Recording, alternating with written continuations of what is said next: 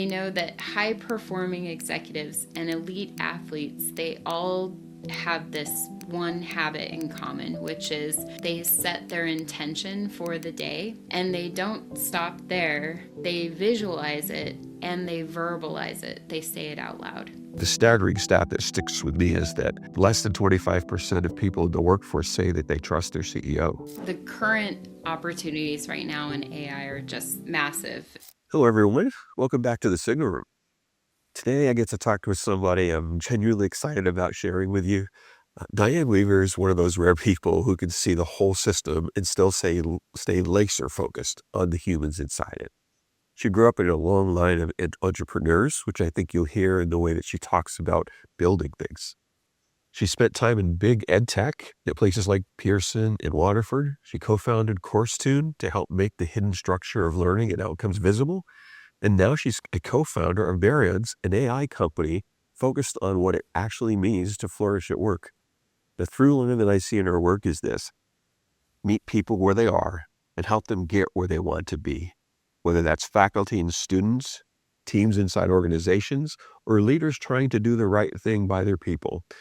Diane keeps coming back to that center. Diane, I am really glad you're here, and thank you so much for agreeing to join me here on the Signal Room.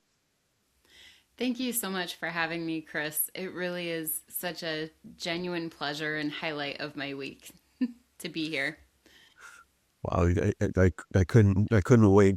We had such a wonderful conversation recently. Like we have to do this and let some other people in on all the great stuff that you're doing. So I want to kind of get right into some of the things that I'm sure our listeners are going to want to know.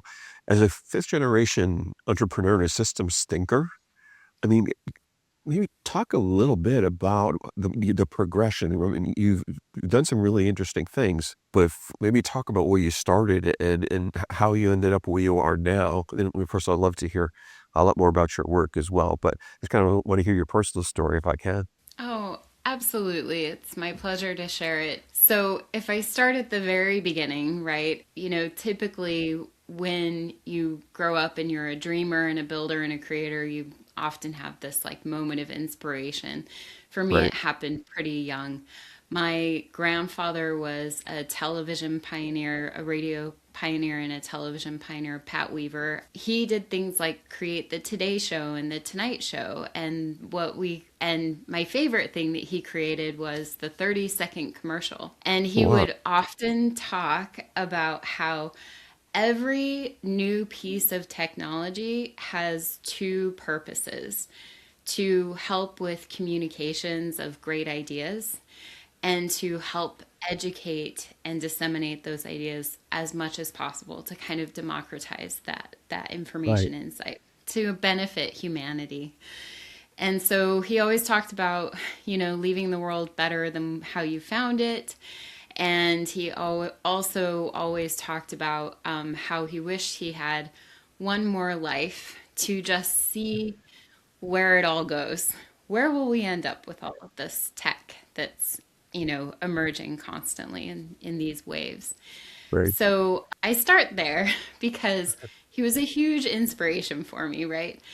Right. And also, my parents they created this very unique upbringing for me and my siblings. My parents were like the quintessential country mouse and city mouse. So my dad came from this background, and my mom was a farmer's daughter. And so I spent my summers growing up working on the family farm and getting chased by the paparazzi. And I got to see, yeah, Great it combination. was it was a very interesting childhood, and I got to see the best of both worlds, right? And Right. part of that deep desire to meet people where they are is it started with that very early understanding of multiple ways of life and multiple ways of having a good life, regardless of your material means and the opportunities and privileges that you have of creating for yourself a good life. Everyone is entitled to that. And so often we get stuck and challenges hit, and every human being, I really believe that every human being, experiences the full spectrum of emotions and experiences available to us as humans, which is a really special thing. So I like to keep it human and keep humans at the center. And I like to pursue big ideas that help people really cultivate a feeling of agency in their lives and cultivate a growth mindset, and to really help, foster more of an entrepreneurial spirit within everyone, which is probably my Western upbringing and, all Right. of that too. So early on, oh, I'll just, I don't mean to like go on and on here, but No, so seriously, early on, it's gonna be we had some similarities, working on the family farm and the paparazzi. Well, maybe not the paparazzi thing, but I did happen to do some work on a farm growing up, so I can appreciate, how that impacts you. The motivation, the drive that you have comes from learning how to work at a young age, and I just love hearing that your inspiration really came, from your own family. I think that's amazing. I think we have some similarities in that aspect that led us to do what we're doing. But yeah, please, I definitely want to hear some more, because you started to talk to me yesterday about a couple of things that were, really exciting to me, because the conversations that are being had generally right now when it comes to AI, they're a lot more focused on the tech and do you trust it? Is their hallucinations? But that's not where you're hanging out. You've got some very specific things that criteria basically that determines where you're going to spend your time and your energy. no, absolutely. And you're right. I mean, the current opportunities right now in AI are just, they're massive. It's where we're transforming so many of our systems, just globally around this as we bring AI, closer in. So there's personal human transformation that's happening, and then transformation within groups of humans, whether it's, teams at work or organizations, or nonprofits, etc., cities and communities coming together and really figuring this out, and then whole, global corporations and things like that. So it is like a mountain. You do have to figure out like where and how am I going to focus my time, because there's no way I'm going to do all of it, right? So truly, I think that one of the most important pieces here as we're building AI is building trust. And I'm not talking about trust between people and technology. I'm talking about trust between people within the system. And so, truly, as we think about like what does it mean to evolve right now with AI? What does AI enabled human roles and responsibilities look like? And I often think about, because of my EdTech background, I think about the skills and the durable skills that we need, but also this idea that every person needs to shift from being a technology user to a technology steward. And that really keeps humans at the helm of what we're doing here. Can you dig in on that one a little bit? I mean, well, I think it's an important distinction, because everyone is being pulled along or pushed along one way or the other to adopt this technology. And there's a really significant difference between understanding what you're using it for, what's possible, and also having an understanding of what your role is and how it's used. There absolutely is. And I think this is just, it's an unprecedented ask that we are, requiring of everyone right now. If you think of like the evolution of the workplace and our education leading up to how we function in the workplace, it has very much followed, industrialization's methodologies. a lot of our workflows and sequences, now I'm talking about the systems here, are really, they really kind of echo the old conveyor belts of the factory. And so you like in our current system, you have interests, you start to pursue them in formal schooling, and you kind of get on this track. And if you get this degree, then you're going to get the credential that puts you in this place in that factory conveyor belt line, right? And you see the job description and you evaluate whether you meet enough of that criteria to apply, and you are onboarded and handed your tasks and your job descriptions, and then you execute, right? This is very typical of the kind of North American like working experience, and it's archaic, it's old, and it doesn't work for a lot of people. Actually, it's broken in many, many ways. And so in this shift, as companies are implementing AI, it typically starts in the leadership level, and then it kind of like comes down the line, right? But there's a huge disconnect between leadership and the frontline experience and my day to day and what actually matters to accomplish the things that I need to accomplish. So if people are already maxed out trying to get their productivity KPIs in their roles, like they've kind of increased significantly, and on top of it, now you have to reimagine your role with AI.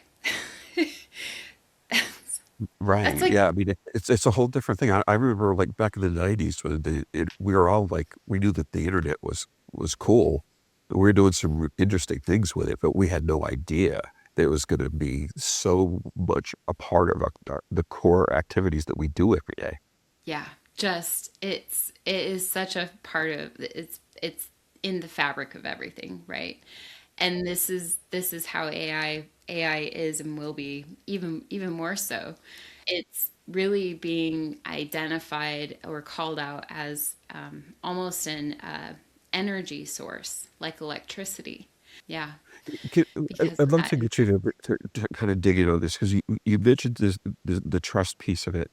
And I think it's really important, and obviously it's a big reason that Variants now is a real it's a system and a platform that you're already moving with and having some great successes. And I think it's an important thing to understand because when you're talking about executives and the different levels of team members that they have, that trust is a big issue.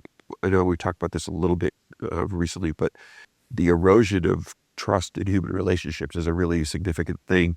For anyone that's been listening to the podcast, you've probably heard a couple of different discussions around this. Dr. Larry Kuhn did some fantastic research that he shared. And the staggering stat that sticks with me is that less than 25% of people in the workforce say that they trust their CEO. So what do you do if you're in a situation like this, you're running a company, who do you talk to? How do you figure out where there's areas you can reinforce and how do you fix it? I mean, what's involved in all of that? Um, but I mean, if you dig in on that, because I think that's how you ended up forming this company and all the vision that you've got, kind of came from these relationships to being, over time kind of degraded. I think we probably lost a lot of skill sets along the way that we need to figure out what to do about. yeah, I think you're right. I mean, this is a whole we're dancing around kind of a whole ball of yarn here. So let's start pulling on the threads. So trust between the humans really truly is the issue here. And when we're talking about the system that has evolved over time, that is like the workplace system, or the systems that the industry kind of, the workplace sits within the systems of the industry or within the regulations, and standards and accreditations of that industry. And this has, just it's evolved over time to the point where oftentimes leadership will say things that they can't do, if that makes sense. And if we boil down the concept of human trust and how do we build and establish trust with, a relationship of trust with humans, it it really comes down to doing the things that we say we're going to do. It is that simple. If we have a track record of doing that, then there is more trust because I hear what this person is saying and I trust that they're going to do it because I have all of this evidence that they've done that in the past. So it gets really hard because in some of these leadership positions you enter the position and once you're inside of it you really see how your options are locked down and then it becomes very hard to communicate anything new or different and it becomes hard to even talk about the changes that need to happen because those changes, there's not a track record of making changes like this in the past. And so there's a lot of uncertainty, a lot of unknowns, not only for folks across the organization, but also for the leadership team too. Yeah.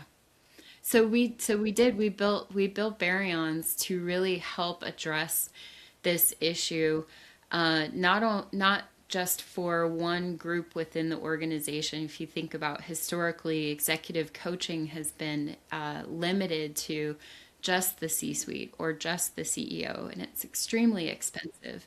But the return on it is like a 7x return for every dollar on executive coaching. We know it works. And so what we've done with the Baryons experience is there's four different really powerful concepts that you encounter in your Baryons experience, and executive coaching is just one of them.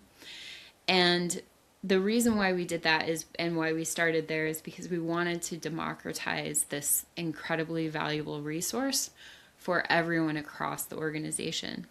But because we're human first and we're building human first AI, we still recommend that you have your human executive coaches and that your Baryons is that daily touch point between the human touch points and that you have mentorship between the humans across your organization. A mentorship program, even within the organization, can be extremely powerful. Yeah, it's interesting because the everything kind of pivoted really, really hard when the pandemic kind of kicked in. And, I think these probably are things that were much more common to occur just naturally than they are now. I mean, I don't even know, what percentage of businesses in the country are not fully remote. There's just so many that are, and it just complicates things. So, I mean, I could see why, this is such a huge need. But I want to hear a little bit more. You started talking about the daily touch points, and I mean, is it AI that can I be communicating with, or is it a person, or is it a combination of it? I'm curious. This is a fascinating thing because it just seems like it's filling a gap that's just been massive over the last several years. Thank you for that. It is an AI and it's just on your cell phone because we wanted to really create the entry point into this experience with a piece of technology that everybody already has and knows how to use. Right. And so with just placing a phone call to your Baryon, you can all describe a day in the life of. You can any position across the company can start your day. If you're a shift worker, it might be at night that you're starting, but that first phone call that you place to your Baryon, it's about 2 minutes or less.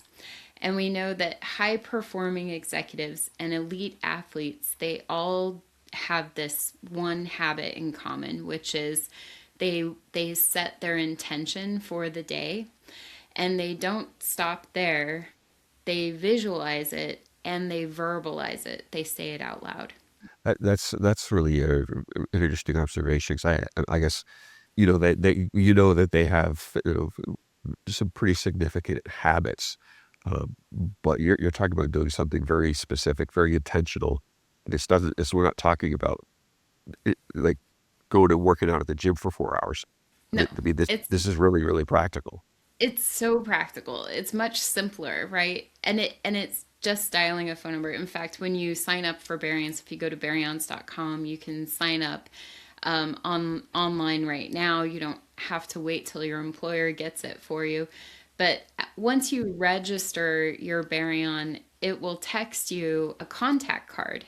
And then you save that contact. And then your Baryon is one of your contacts. Mine's in my favorites so that I can just pull it up and then click and go. And that 2 minute conversation, you sometimes I have that conversation. I know exactly what I want to focus on that day. Other times I don't. Maybe I woke up at 3:30 in the morning with like a running list in my head like we often do, right? Right. And maybe I and or maybe I woke up just feeling like, untethered or unground, and unsure where to start. So even if you don't know what to say, you can call that number and your Baryon will talk you through how to set that intention for the day. And in the process of talking through it with your Baryon, you're automatically doing the neuro work, basically, the neuroscience work with your brain, right? Because in the process of explaining to your Baryon what the most important thing is for you that day, you're having to think about it, do a moment of reflection, and and do all that. If it doesn't come to you easily, it will remember your past conversation, whether it was Okay. yesterday or last week or whenever. It will Right. remember where you left off, and it might make some suggestions. That's So actually for me. I'll tell you what. That's really important because if you ask me what I had for breakfast, I have to pause and think about it. So that alone is a definitely. really really important feature. I love that. And before we go past it, you're talking about baryons. You have a baryon. Tell us what the term means. I think that I should have asked you that before. It's a quantum term. It is the term that we use to name and talk about subatomic particles. So we all know that habits happen, at a very small. The more micro you can get with your habit stacking, the more successful you'll be. So we really wanted something that connotates the subatomic shift, change, growth, and development that's happening with each experience with your baryon. Yeah, that's really it. It's the quarks. If we want to get really really scientific with the physics, they're the quarks where they're and that's one of the smallest measurable things where movement begins. So when we're stuck and we want to achieve flow again, we really have to get grounded and into those kind of address the micro habits. Otherwise, it's a band aid. We're going to get stuck right back there again. So one of the things that I've picked up on that you've talked about is, I mean, it's a stat. I think we inherently know there's an issue, but 2/3 of the global workforce is disengaged. I mean, at what point did you realize that this was something that you had to do? And what was it about the moment that you pulled together these wonderful people you're working with to tackle this? And, when you're talking about flourishing, because you talked about that earlier, what does that look like, from a vision standpoint, and from where you are, where you're taking the company and what you're trying to accomplish? Because I mean, this is like 2/3 of the global workforce. That's crazy. That's a lot for people that need help. It is a lot, a lot. And so back to the origin story of baryons. I want to kind of revisit that because the baryons team that I'm working with right now are so incredibly unique and special and just well suited for building this and bringing it into the world. Mike Ruska, he's our CEO, and he has been doing organizational psychology and organizational scientific work for over 20 years. And he comes from a NIST background, and he thinks about things very differently and very creatively. Brooks Canavesi is our chief product officer, and he just has this voracious appetite for learning all things technical. And he's a unicorn because he's also a great communicator about it. So he has equal experience not only developing software but selling software, which is really powerful and unique to bring into that chief product officer role. And so we just feel really, lucky there. And Ryan Krinjek is our chief technology officer, and he was a VP of technology for AccuWeather. And so he is used to building just intricate systems and Yeah. With a lot of scale A's. at scale, yes, they can handle, right? They can handle like a billion events, synchronously, and that's tremendous. Not only like from all of the people hitting those websites at the same time, but also the amount of information that has to be gathered from multiple sources to bring it back, serve it up in a way that is understandable and handle like such a huge flow and demand. So we knew we were at like really tackling such a big problem in this idea that we wanted to build something that's ready for scaling, from the get-go. So this really is like such a perfect team. And I found them because Mike Ruska was an early friends and family investor on my last startup, CourseTune. So he came in through one of my other co-founders' networks. And when so with CourseTune, we had this really great, really amazing experience, the most amazing customers ever. And then we were acquired, and through the acquisition, we doubled the number of universities using CourseTune, and then they doubled it again within a year. So it was a tremendous home for that whole, transformative platform. It's just phenomenal. So I stayed on for a year to oversee the merger and acquisition, and then I closed my laptop. I got in a plane and I cried somewhere for 3 days, and I came back. And 2 months later, OpenAI released ChatGPT, and I said, okay, hold the phone. This changes everything. And the inquiries started coming into me about what am I going to do next? And I had some ideas that I wanted to pursue, all of them really big ideas. And what I kept hearing from other folks was I like to call it putting the yellow pages online. So Right. just hailing back to the beginning of the internet, right? The dot-com era. And I'm like, I don't want to put the yellow pages online. I don't want to rebuild the new fax machine, right? I want to do something that we've never been able to do before. I want to really, spend my time working with really great people and bringing something, uniquely new into the world. So Right. I reached out to Mike Ruska, CEO of Problem Solutions out of Pennsylvania. And I said, hey, Mike, how are you thinking about this? And he shared with me, and he was also thinking about it in, big transformational terms.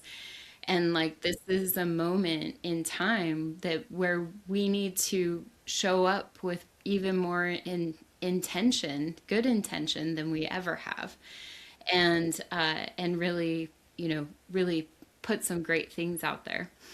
So he introduced me to Brooks, and I was like, all right, this is great. I just want to work with you guys. So we started working together, and within the year, we had put in place a way to spin off a software company from the Problem Solutions services company, and we created Baryons.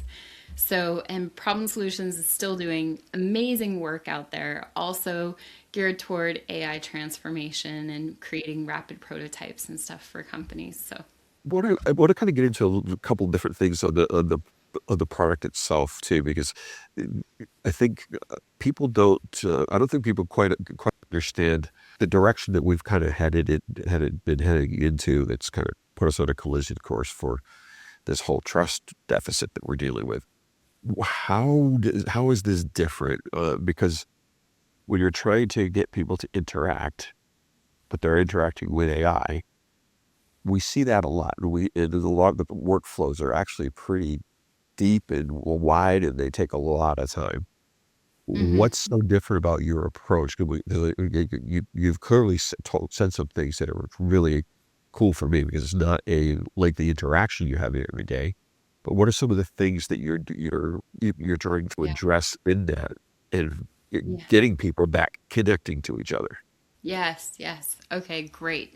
So I really mentioned just one of four modes within baryons, and I'm going to come back to a couple of those to help answer this question of like, how do we re-engage people in the workplace?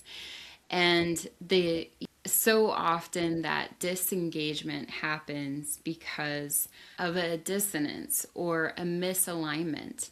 Right. And perhaps it's a misalignment in what I would, what I as a person really want to be doing or spending my days doing versus what I'm actually doing. Sometimes it's a misalignment in that I like what I'm doing, but the KPIs that have been set for me or with me, right, Yeah. are not aligned with my favorite parts of that work, right? Yeah. Or I'm doing really well on my KPIs, and my KPIs are the wrong KPIs for the company. So even though I'm very successful, I'm not seeing an impact for within the business or within the outcomes of the business, or I'm not getting the recognition that I feel like I deserve for doing so much. And it's because I'm doing a lot that's not really moving the needle over there. So there are layers of like expectation, reality, disappointment, and Right. misalignment, Yeah. and we like to talk about this as like bi-directional. And so we're not just seeing, middle management check out. We're not just seeing like front lines check out. We're seeing leadership also check out, right? It's Yeah. across the board. That 2/3 number is appalling, in part because it seems to be affecting really every position across the organization.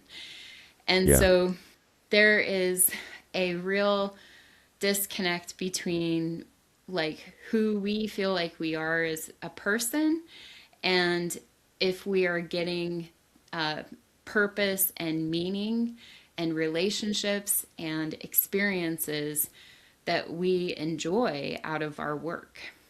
Right. And for most people can't say yes to that, right? So under like within the core of the Baryons platform, we've really built it on the science of positive psychology. And there's so much research out there about the different domains that provide a well, for lack of a better term, a well-oiled, working system Right. that flows, that allows people to flow within it. Things like the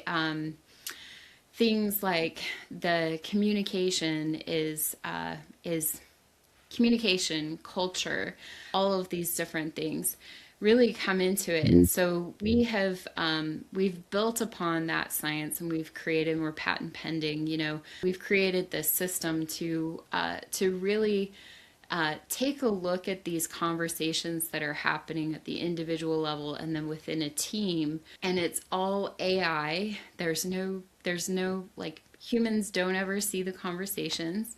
It's Okay. AI, and it helps to surface the themes and the topics that everyone's talking about. So when you're using the Baryon system, you have your check-in call, you have a checkout call, as often as you would like to do it. And that checkout call really it's under Well, 5 minutes usually, and it helps you kind of reflect on your day and do a little bit of cognitive offloading so that you can move on to, your evening plans, whether that right, means that you're talking to your Baryon while you're walking your dog so you can clear your head and then go to the gym, right, or so that you can clear your head and go and spend time with your family or friends, and show up to that in a ready to connect way.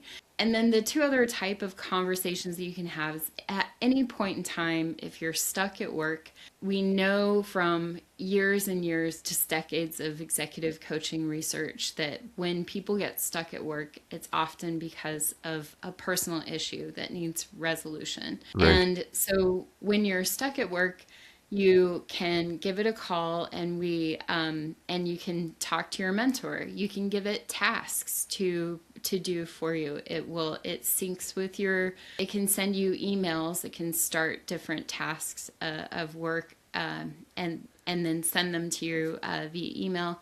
It can schedule calendar invites for you, oh, and different things like that. So it can actually help you with your work and your productivity, but it can also help you think through the problems that you're trying to solve and the right, situation.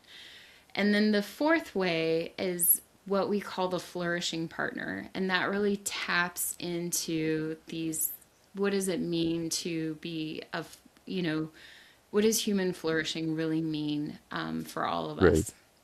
It's a very personal thing. And you determine what that is, and it just helps guide you along the way. And those calls, we on our team, and each company can implement this the way that they feel like suits their employees the best, but on our team we right. like to call out flourishing Fridays. So we have a flourishing session with our Baryon on Fridays, and Love that. it's actually such a refreshing moment to just kind of pause and reflect. And what does flourishing actually look like? Well, maybe it's when I can have a cup of coffee in the morning that's Right, while I'm sitting outside on my patio and not like looking at email. right, Maybe that's what helps me feel like I'm flourishing. When I feel like I can take a small moment or break in my otherwise day. But all of these things really help the individual kind of center their own thoughts and feelings and emotions that they're having at work, to kind of just like center it back to their own inner compass. Because when we're feeling grounded and balanced and things like that, we tend to have more of a growth mindset. We tend to see opportunities where before we saw, restraints and things like that. So it really is these small habitual things. But when you're using your baryons, you do once a week, you receive an email that we call the resonance insights. And so I see an email that shows me my level of battery, my energy level. And that's specifically through semantic processing. So what I mean by that is like I could have only check-ins, maybe I checked in like three times that week, right? And so I had these three little 2 minute or less calls. It's going to know, even if I said the same exact thing in each call, it's going to know from the tone of my voice and the vocabulary that I'm using and the fluctuations and all of these different things. Like it is actually tracking 26 different metrics on just my voice input to help determine like what my energy level is. And that's super fascinating. And oftentimes we're burned out and we don't even know it, right? Yeah, I mean, that's probably more so the case than not. I don't know how if everyone deals with this stuff without having conversations like you and I are having, just about what you've been doing. But our conversation's been really, exciting for me because we're talking about things and discovering at the same time that we're both wrestling with common things. We're not weird. People are, I mean, we all are struggling with some level of anxiety or, there's just a lot of other noise things. But what's important, and I wanted to have you talk about just a little bit because of the nature of what you're dealing with. You're listening to for the tone of the voice, you're using semantics, you're using a whole bunch of different things here. This creates pretty specific models that are tailored to an individual level. But you have something you call the sacred space in practice. I'd love to hear a little bit more about that so people can understand what you do and what ledge you will cross as you're using the AI to really support human beings. Yeah, absolutely. So, so often when we talk about privacy and safety with AI, we talk about guardrails. And the thing with baryons and what we, of course, saw early on and why we wanted to do it differently is that the LLMs out of the box, well, they have each have their own set of guardrails. We've seen the news coverage when those guardrails don't actually, do what they say they're going to do. And so Baryons is an agentic system in that there's an orchestrator, there are multiple agents, and we're LLM agnostic. So if this task is best done by Claude, Anthropic, guess what? Claude is under the hood doing that for you. If this task is best done by Gemini, is doing that for you. And what that enables us to do as well is to create additional guardrails and additional agents that are looking for red flags and things like that.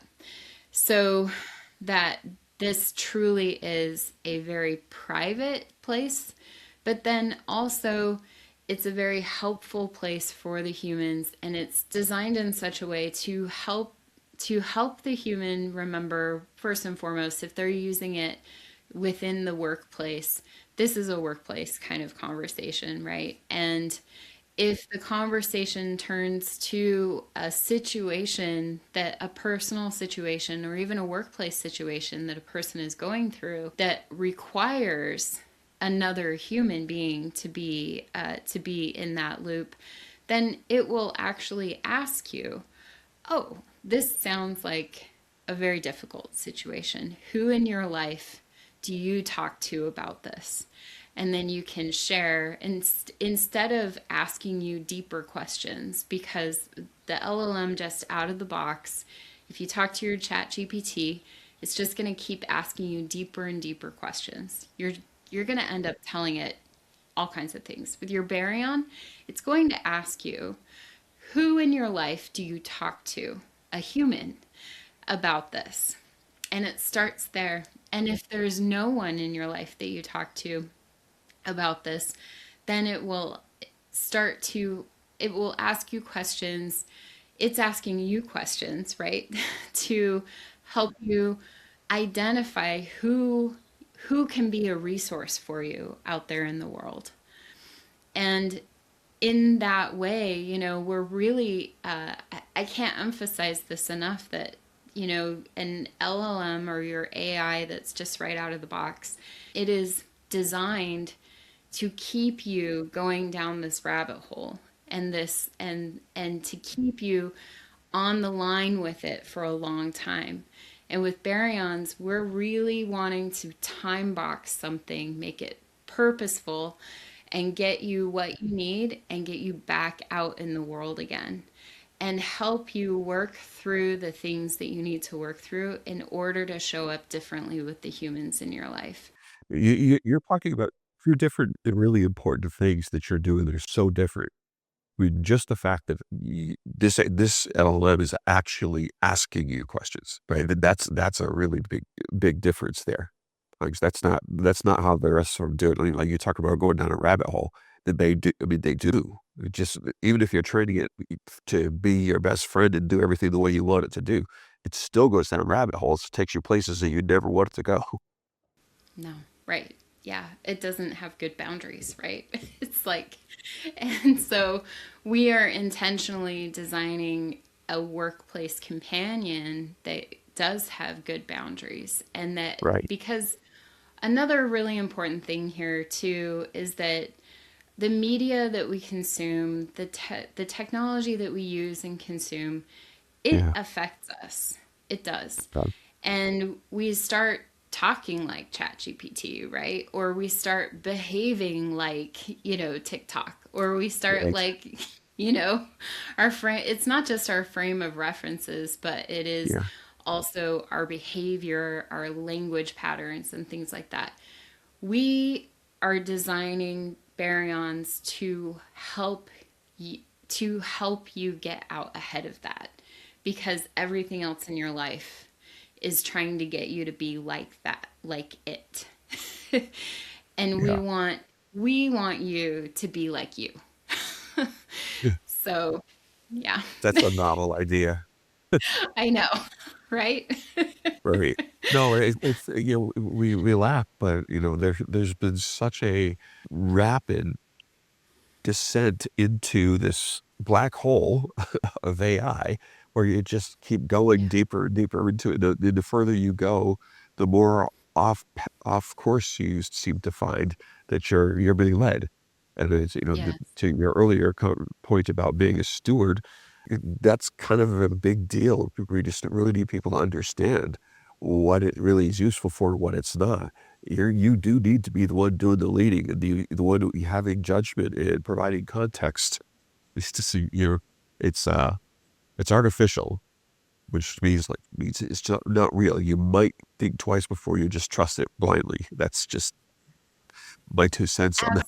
Absolutely. Absolutely. It is our duty as humans to show up with good intention and to, use our critical thinking and our durable skills, which are things like questioning and, critical thinking and empathy and thinking through the impact of the action based on, the information that you have.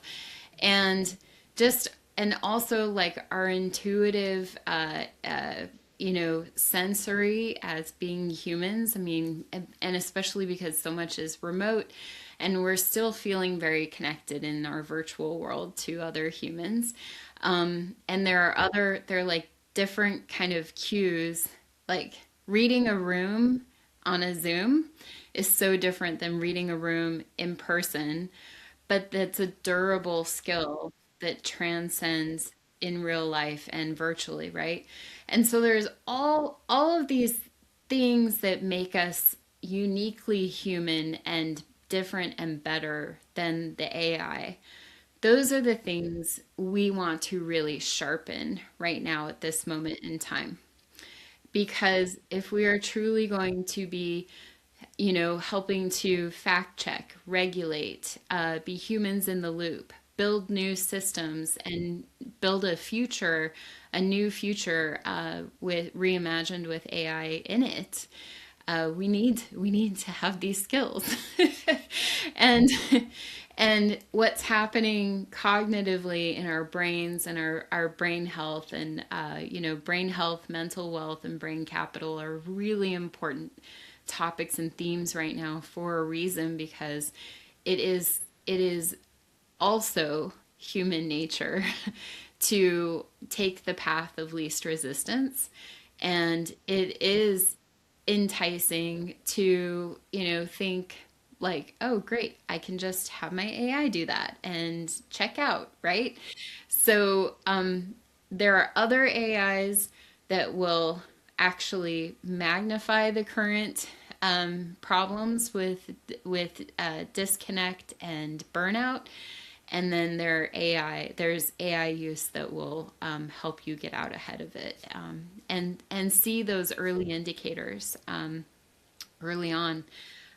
So yeah, the insights that teams and companies are getting from everyone, from all of their employees and their leadership and the CEO using Baryons, right? Like everybody's got to use it. And it's not an us and them tool, right? It's everybody's got to use it for it to really work. No, I really love this the whole idea of it. And it's unique in many ways, but the piece that to me is probably the most exciting is you are pushing people towards human relationships and interactions that are actually going to improve their own life experiences while they're doing their work. It could be your personal relationships being improved, um, but the having conversations with your phone constantly, if that's all we're doing, we're instantiating things that are making us less compassionate, less personable. I mean, it's just the realities of it. And I think we've all seen examples, and I've even found on occasion that my first reaction is to look at something on the phone instead of using it for another purpose and calling someone, right? Um, kind of getting towards the end. Before we go towards what I call a rapid fire round, which should be fun. 'Cause you're going to be the first one to get to do that with, by the way. So very excited about this. If you could talk a little bit about what you're doing right now, because I know that you're involved in some pretty exciting things, some events you're going to be working in places where people can come and see and listen to you and your colleagues. Maybe talk a little bit about what's coming up in the next few weeks and where people can find you. Definitely. So you can always find us at baryons.com. That's Baryons.com. It sounds like carry on and Baryon. Those keep calling Baryon. We do often speak virtually across different channels. Next week, I'm going to be at the Human and Tech Week. It's the offsite for the future of humanity in San Francisco. And so, not to date this Yes. episode, but I'll date this episode. It's May 11th through 15th in 2026. And for all you future listeners, um, so I'm very excited about that because this forum is specifically for the builders. It's a room full of founders and entrepreneurs who are building Right. the future. So that's going to be really interesting. There's a lot coming up this summer around brain capital and brain capital summits. If you want to get involved, find out if your city or your metropolitan area has a brain capital initiative. A lot of cities and communities do, and we need all of it. We need everyone Right. to come to the table to really do this right. Those Yeah. are the ones I'm most excited about. Well, thank you for sharing that, and for listeners, you'll start hearing more about this. And I'll make sure that we get the sites up for you so that you can see where you can actually register to attend these events. If you can get there, you really should. I've been inspired. We haven't even begun our conversation, to be honest with you. There's so much more. Diane and I had a wonderful first conversation, and we could have gone for hours, and we still wouldn't have scratched the surface. So for listeners, definitely follow up. Look at the show notes. There's going to be a lot of good information there for you. You can reach out to Diane. You can reach out to her colleagues. This is a time for this kind of human-centered AI support for human beings, and using it for that purpose is really what they're all about. And it matters. It matters. We all need to be engaging in ways that are healthy and helpful. And having some people that are building tech specifically designed for that is a gift to all of us. So definitely don't lose the opportunity to make sure you reach out to them. And I think you probably will be much happier in a few months than you are today, because you're going to get some tools that are not complicated. They're actually designed specifically to make things work easily for you. So then let's get into this rapid fire question round. Are you ready? Okay. Oh, I think so. I think I'm ready. We'll see. Okay. Let's start with one it's for me. It's kind of fun. Um, Mm. I'm sure it is for you too. If you had your choice and you could pick one buzzword and ban it for an entire year, what would it be? Oh my gosh. Okay, so there are so many buzzwords right now floating around with AI, and I think I would have to say, I keep coming back to vibe this, vibe that, vibe this, vibe that, and Right. I want to drop the vibe and just say it's coding. this is how we code. This is the new way of coding. We talk into a microphone and then the code happens, right? Like this is the way of the future. The future is voice, truly.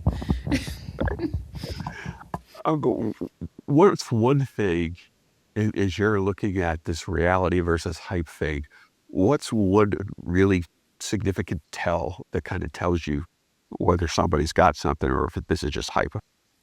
Yeah. So, you know, the question around which LLM do you use for this Right? widget, tool, task or whatever it is?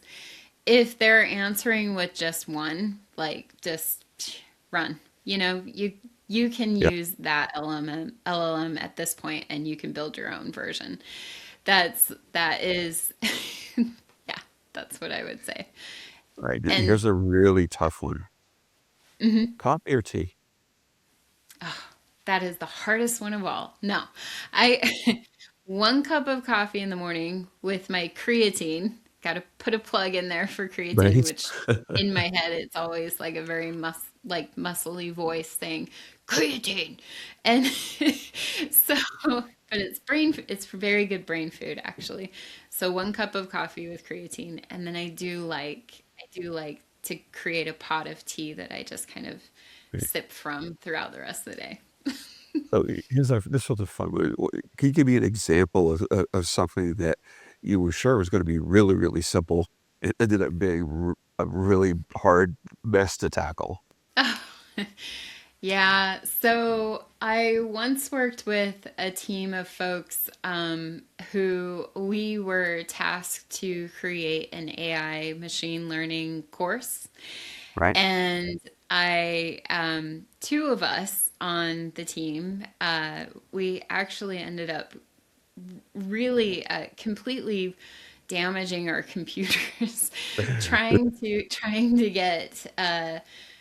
to get the environment to perform. And so I know this is like a very technical one. I'm trying to keep it like lighter than ever, but truly it was supposed to be like a browser based environment and very easy to like set up and do. And we were writing a course on how to do this. And we kept running into problems and issues when it should have just been very simple. This was a few years back. I'm sure it's all fixed now, right? Right?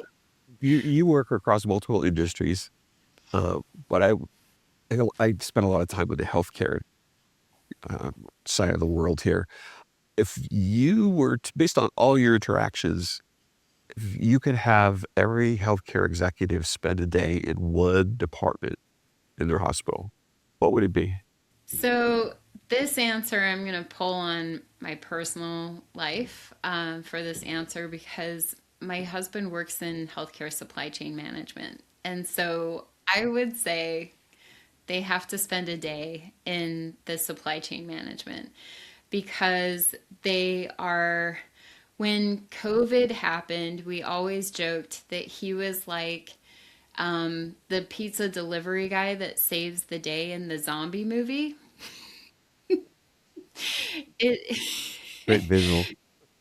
yes, it is. It's like a role that seems like it's so simple, but it really is so complex. And talk about having to build a system with a lot of humans involved and the purpose is to save the life of humans, right? To save human lives ultimately. And so, I think that there are so many things that just happen in the flow of work in healthcare, and especially as like our health professionals are also facing burnout and they're also overloaded and they're also going a million miles an hour. And so, when a supply isn't where they expected or runs out or they forgot to order it and now why isn't it here? Like all of these things, it's often a point of friction in that flow of work. And so there's like layers of systems that typically are built within a hospital system to keep the supply chain going and going smoothly and almost invisible. And it works.